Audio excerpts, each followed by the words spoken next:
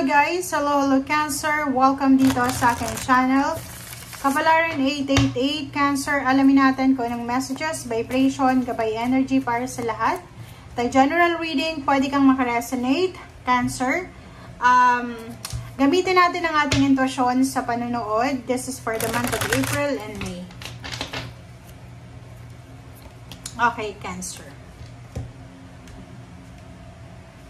Okay, number 6 and reconciliation. This month of April and May, sinasabi ng baraha na isa sa mga posibleng magdadala sa iyo ng good luck and good fortune is yung pakikipagbati, yung reconciliation, yung pag-aas ng forgiveness or apology sa mga taong nakasakit ka. Kung may nasaktan kang tao, ask forgiveness, ask apology. If naman may nasaktan ka and walang humihingi sa'yo ng, or hindi naghihingi sa'yo ng tawad, you need to let go. Let go the situation and alisin mo yung mga grudges and resentment mo. Kasi yun daw yung isa sa pwedeng magdala sa'yo ng good luck and good fortune.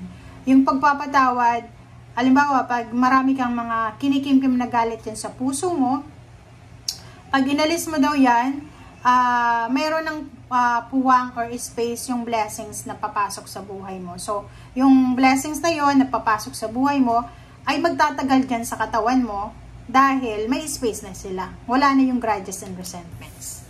Okay? Next card natin is Memories of Love. So, number 6. For the month of April and May, siguro marami kang maaalala. Marami kang maaalala tungkol sa past, like sa mga mahal sa buhay, na wala na sa mundo, nandun na sila sa spiritual world. Marami kayong maaalala, marami kayong iririminis na mga alaala with them, okay? Yung mga buhay pa sila, yung panahon na malusog pa sila, healthy pa sila, yung masasaya o at malulungkot na alaala. Pwede may mga that anniversaries na posibleng i-celebrate yung iba sa inyo. Oops, sorry.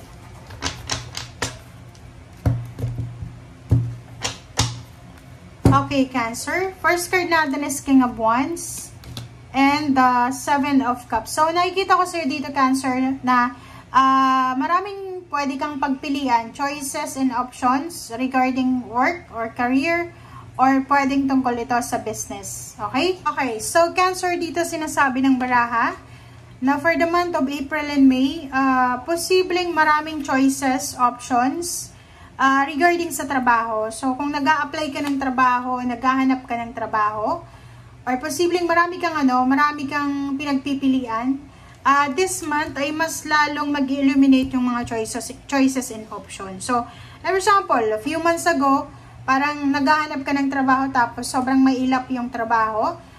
Dito for 2 months, sinasabi na sobrang ganda ng mga choices and options regarding sa work or sa career. Yung iba naman sa inyo dito, pwedeng marami kayong pagpipilian, like country, business, company, parang ganun. So, marami kayong pagpipilian. Okay, so sa usaping pera, Cancer, kung makikita mo tong dalawang baraha, 2 of Pentacles and then Strength card, sinasabi ng dalawang barahang ito na sa usaping pera, in terms of money or financial, this one is infinity. Infinity, it's double. It's 88, okay? So, sinasabi ng baraha sa'yo na unlimited. So, financially, you will have unlimited supply of money, diba? Unlimited strength. So, nakikita ko sa'yo dito sa usaping trabaho, kung bago ka lang dyan sa trabaho or matagal ka na, sobra yung lakas mo sa pagtatrabaho ngayong buwan ng April and May. Okay? And financially, you will have all the strength and power to manage your resources. Okay. Okay, Hierophant. Kaso lang, nakikita ko sa'yo dito, yun lang yung kailangan mong pag-ingatan kasi for the month of April and May, may posibilidad na yung mga Cancer, yung mga kaibigan nyo, pwedeng kakampi nyo sa trabaho, boss nyo, ay posibleng masira yung reputasyon nyo. Parang ganun. So, for example,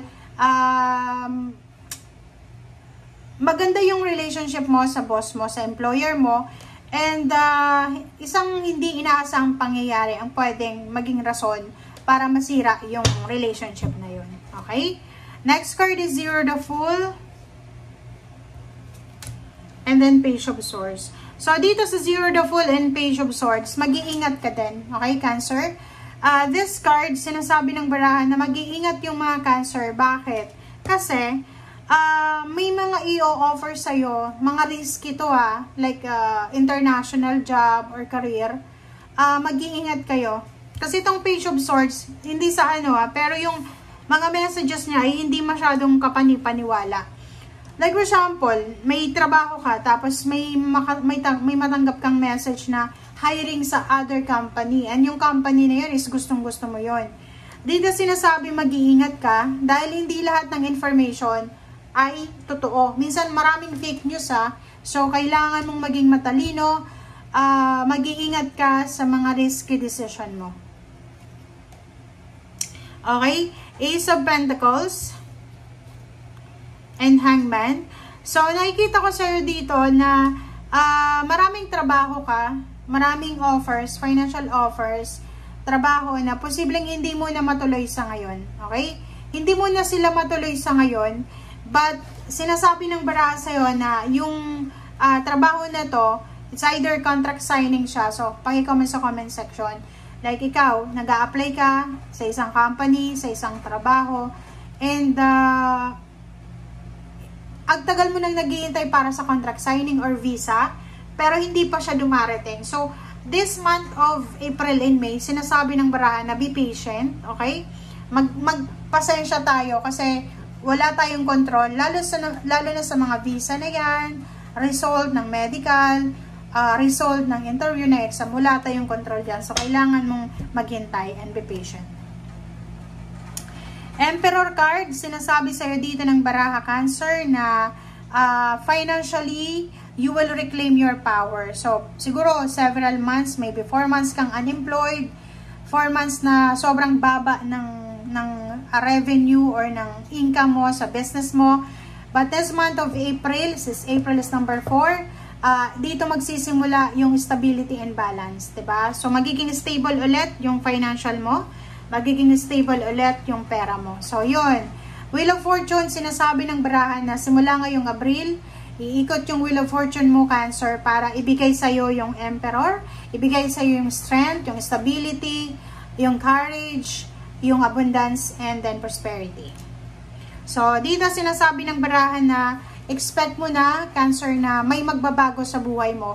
Like yung mga imbalances sa buhay mo for almost 4 months or 4 years, ay posible siyang bumalik, diba? So, may iba na babalik ka sa dati mong trabaho, tatawagan ka ng dati mong company or dating employer. So, medyo maaayos yung cycle mo sa ngayon. Okay? Next card is 5 of Swords. Kumuha pa tayo ng isa. And 7 of, diba? So, kung ikaw ay naghihintay ng pera, naghihintay ka ng promosyon, naghihintay ka ng salary increase, ng tawag, confirmation, result, wag na wag mong isusuko yung paghihintay Kailangan mong maghintay, maging mapasensya ka, Cancer. Kasi the more na naghihintay ka, the more na i-bless ka. Parang ganon. Okay? 4 of Pentacles and then Page of Wands. So, yung dalawang barahan to na 4 of Pentacles and Page of Wands, sinasabi ng baraha sa'yo, Cancer, na incoming siya.